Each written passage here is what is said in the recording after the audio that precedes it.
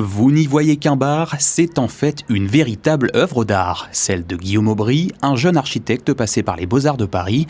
Cette sculpture architecturale baptisée Régulus est le fruit d'un travail mené pendant 3 longues années avec le nouveau musée national de Monaco et dont le point de départ a été la fascination de Guillaume pour le soleil.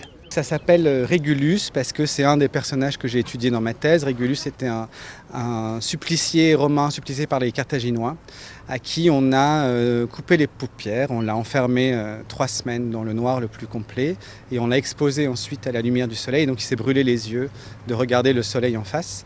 Et c'est le titre d'une toile de Turner, donc c'est petit écho à l'expo Turner qui ouvre là à Monaco, qui est une toile qui est un peu une composition classique, peinture d'un port de bord de mer, mais vue du point de vue de Régulus, donc à travers une rétine brûlée. Donc l'œil qu'on voit derrière nous, c'est un four solaire, donc c'est une parabole en miroir qui, quand elle est bien orientée, permet de créer un point chaud qui permet de chauffer, réchauffer, faire bouillir, proposer tout ce qui pourrait être proposé dans un café du musée. Lorsque le NMNM a proposé le projet à l'artiste, l'objectif était de compléter le jardin à l'antique de la Villa Paloma et lui redonner vie. C'est pourquoi l'œuvre est désormais vouée à rester et à rassembler. Elle va avoir plusieurs activations. En réalité, l'idée, Guillaume le disait tout à l'heure, c'est d'inviter à la fois des artistes, mais aussi des chefs cuisiniers, différentes typologies, des mixologues, puisque c'est avec lui qu'il a collaboré pour réaliser son Sunset Cocktails Book. Donc l'idée, c'est d'avoir plusieurs personnes qui sont en mesure d'utiliser cet espace-là comme un espace de convivialité